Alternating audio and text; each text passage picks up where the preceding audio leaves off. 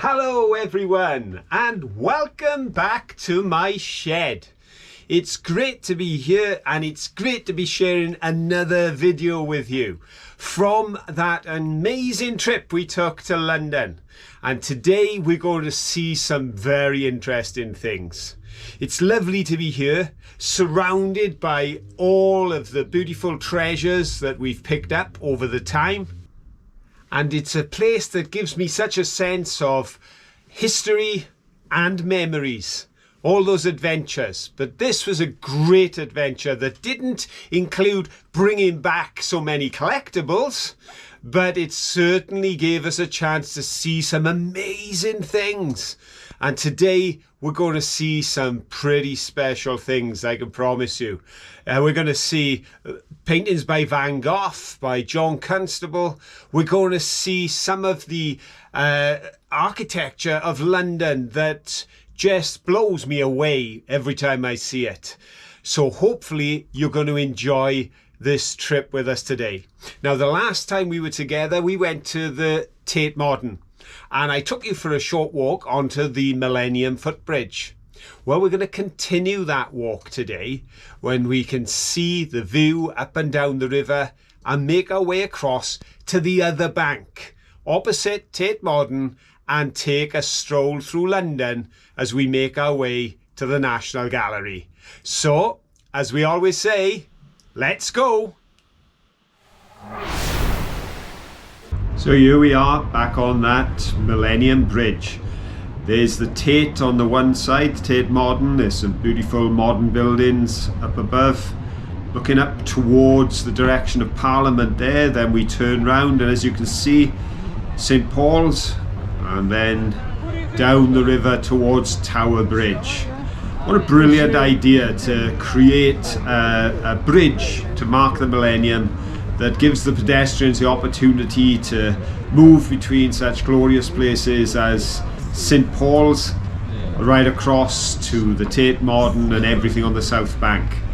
But this time we're heading over to St Paul's itself, that iconic building that you can see just ahead of us.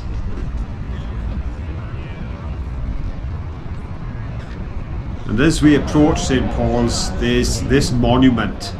A memory to those who lost their lives fighting the fires during the war, and such a brilliant location because one of my memories of St Paul's is from a picture in a history book when I was a child, and it showed all the smoke and flames billowing in London and St Paul's standing there in the centre. So always fascinated me.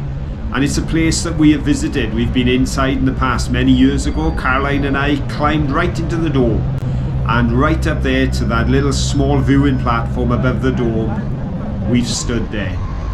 And what a view it was. Not quite as high as the Shard though. And here we've got the side of the building. There's the clock. It's 12:30, folks. But we've got a journey to do, places to be, and things to see. This is Fleet Street.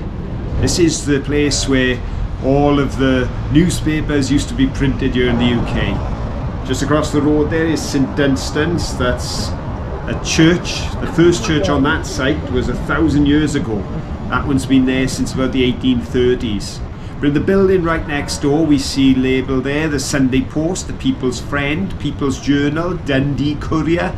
Gives you an idea of just the amount of printing that went on over the years on this street, and still does for some.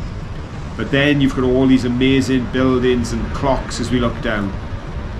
Such a variety of architecture and usage. This building, it's now a bar, but it was the Bank of England. Underneath the bar, the vaults there once held bullion. Now they hold the alcohol, I suppose.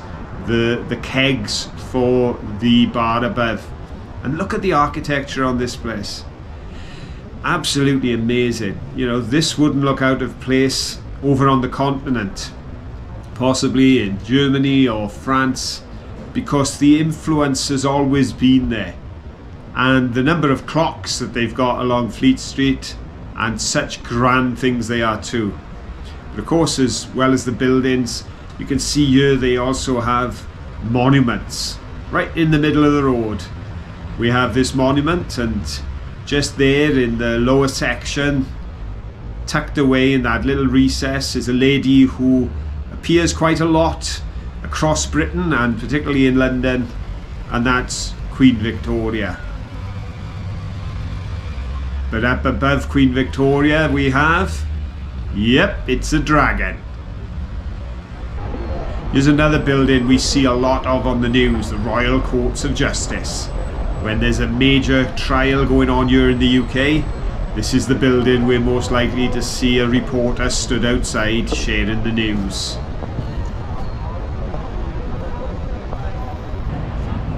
And just here, if you look down in the alleyway there, you'll see the entrance to the Savoy Hotel. Probably one of the most famous hotels in London and across the world. This is the building that we're heading towards. Yep, that is the National Gallery. And as we turn around, you see this guy riding a horse, but he's not the most famous statue in these parts, because the National Gallery is directly opposite, yep, Nelson's Column. Nelson's Column was built about 35 years after he died, and it stands an incredible 169 feet tall. Probably one of the most famous features of London, and somewhere that attracts many tourists. But as we look around past the fountains here at Trafalgar Square, across to our ultimate destination today, which is the National Gallery, just over to the west side, right here on Trafalgar Square, we have a very interesting building which we had to share for all our friends in Canada. Yep, this has been the home of the High Commission here in the UK and the Consulate of Canada since 1925. And we thought this row of flags of the Canadian nation, sorry about the noise, there's a lot of work going on. We thought the flags would be a nice tribute to all of our supporters and friends over in Canada. And here's the view from up at the entrance. We're about to go inside, and we thought we'd just take a shot back and show you the view off the balcony of the National Gallery before stepping inside. Now, there are paintings, of course, it's the National Gallery, but just look at this. We'll show you the paintings in a moment and play one of our favourite pieces of music, but first, wow, what a building. Absolute splendour. A fitting place to display some of the greatest art treasures that belong to our nation. So let's have a look at those paintings, and we're just going to see a few, and we'll add a bit of music as we go.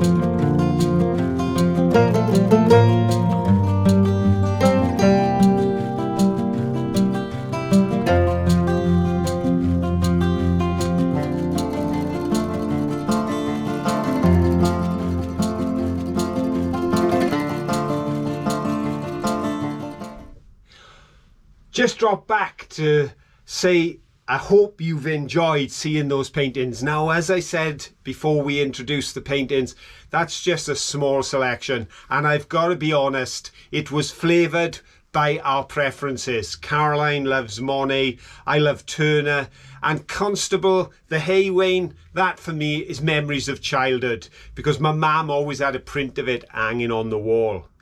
But you know, one of the things that we learned very quickly about London, and we're going to share some of that with you right now, is the fact that London has so much to offer without stepping inside a building at all.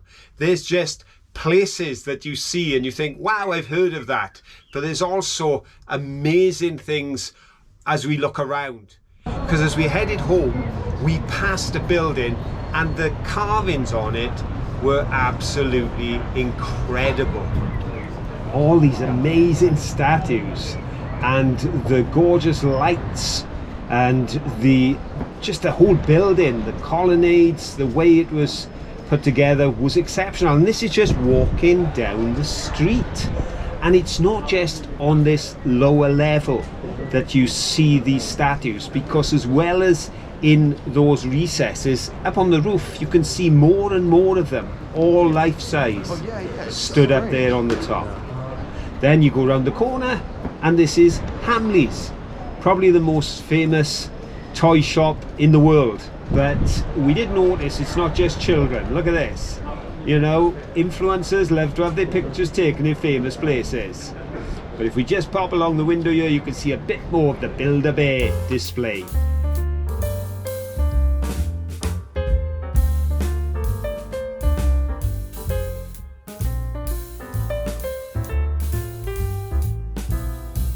There's a famous iconic thing, a red telephone box. But then, as we cross over, if you look up, there's the sign for Carnaby.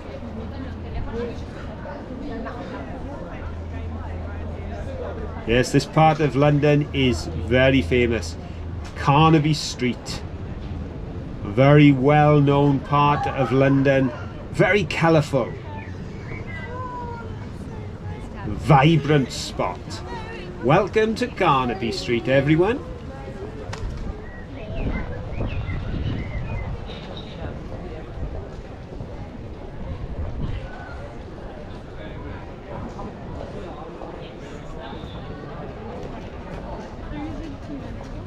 This is Great Marlborough Street. Look at that for a building. Isn't that amazing? You'll see a bit more of the Tudor style in a moment, but just across the way, you've got the London Palladium. I love the London Palladium. I've never been in there, but as a kid, when I was young, we used to watch it on the telly. Sunday night at the London Palladium. And this is that blue panel at the top. The modern as well as the old. IKEA, folks. But I've got to be honest, if I have to choose, I'm an old-fashioned guy, because look at this. I've got to be honest, this is worthy of being in a gallery or a museum, and it's right on the street. Can you guess where this is? It's been open since 1875 and was founded by Arthur Liberty, because this is Liberties of London. One of the big three, I suppose. You've got Harrods, Selfridges and Liberties are probably the most famous. And as I said, here's a bit more of that Tudor style. What a shop.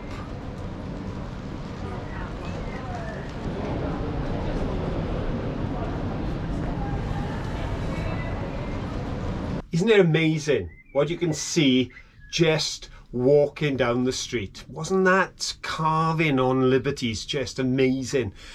But the same goes for London, as far as I'm concerned, as goes for everywhere we visit. No matter how good we get, we can't beat nature. One of the things we noticed as we were walking home is the amount of little green spaces that's being created. Right in the middle of the city, amongst all the houses and buildings, a little park, small path to meander along as we make our way back home, tired and ready for rest. I just think it's beautiful. This was done by a charity. They created this little bit of greenery where nature can blossom and people can rest.